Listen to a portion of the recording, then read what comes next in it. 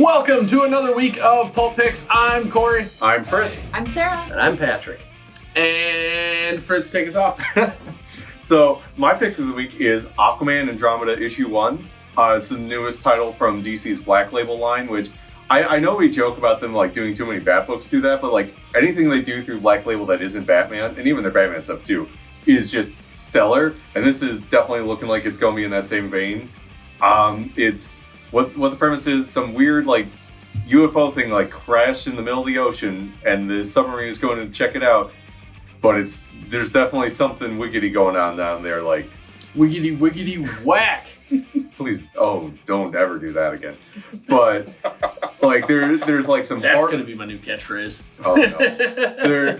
There's some great horror vibes going on here. Like there's just like the fear of the unknown with the ocean. Like the whole thing, we've explored more of space than we have of the ocean, and you get a lot of that in here. Just like weird creatures going on down there.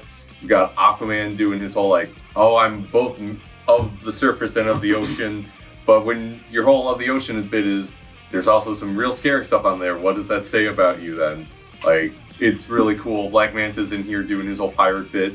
I don't know, it feels like this is the opportunity to do one of those like really great evergreen stories with a character, and Aquaman just doesn't get those as much as like Superman or Batman does. So it's going to be because he doesn't have a hook for your hand anymore.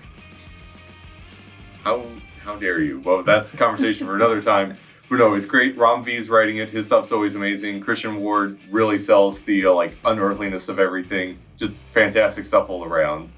Over to you, Sarah. All right, so this week I picked Jane Foster and the Mighty Thor, #1, which I know everyone here was super shocked about. But Very surprising. I love Jane Foster.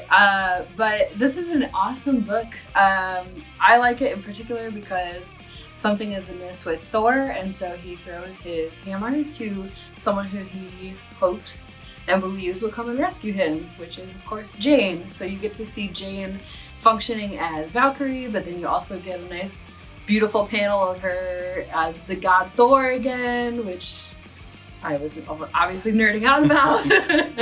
But it's a great story just about, I always, of course, as a female identifying individual, love stories about strong female identifying characters, and this is a really good one in that realm, so you should check it out.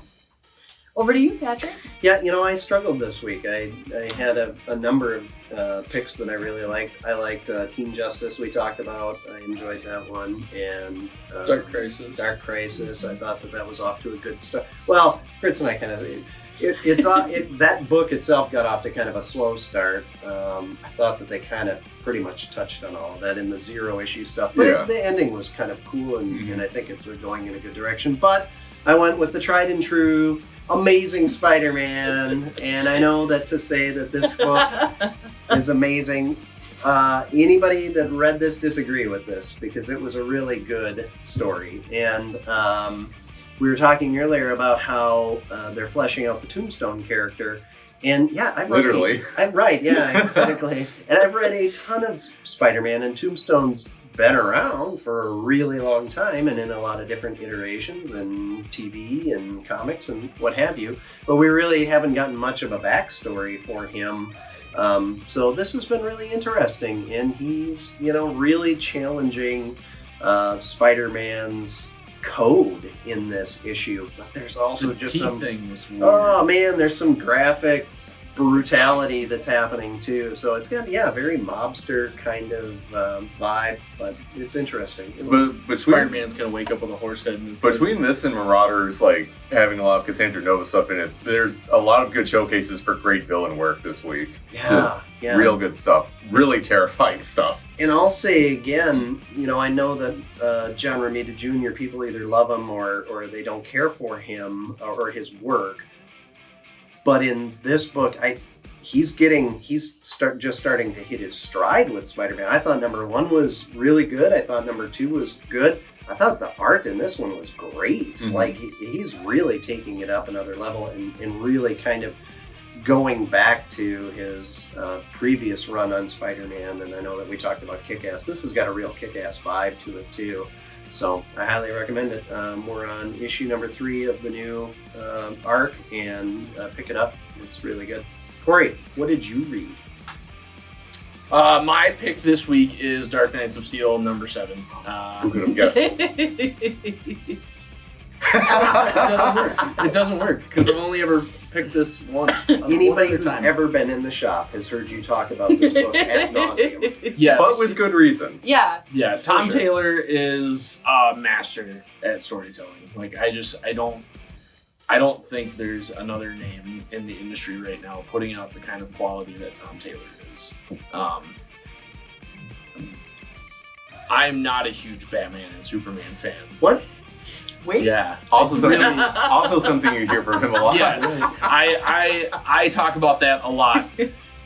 This is probably my favorite book coming out right now, and the art is great. Like I said, the storytelling is amazing. You know, this issue we see, the Teen Titans show up and Ra's al Ghul, the Kents, and it's amazing. The last issue was a huge cliffhanger, and it was resolved very well. So, yeah, it was a solid week. There's lots of honorable mentions. I had like 2 or 3 other books that I wanted to talk about. There were a lot of good ones. And I know you guys did too. So, It's a big week. We've when we were putting the titles out last night and putting the tags on everything, a lot of new stuff, but just a huge selection this week. So I'm really excited for people to get in here and pick up their books and tell us what they really like reading. That's our favorite part, really. yeah. That and we're, like I said last week, we're just kind of sick of talking to each other. So, That's why Fritz and I hide in our offices all the time. yeah, exactly. All right, everybody. Well, that's going to be the end of Pulp Picks this week. We'll see you at 11 a.m. Remember to follow us on Instagram, Facebook, Twitter @PulpCG. Like and subscribe the videos so you see our videos every week, and we'll see you later. What was that new catchphrase again? Wiggity, wiggity, whack! Why would you encourage this in him? Because it's great. It's great.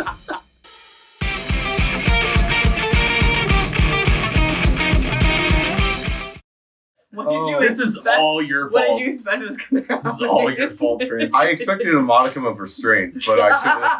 Have you met Corey?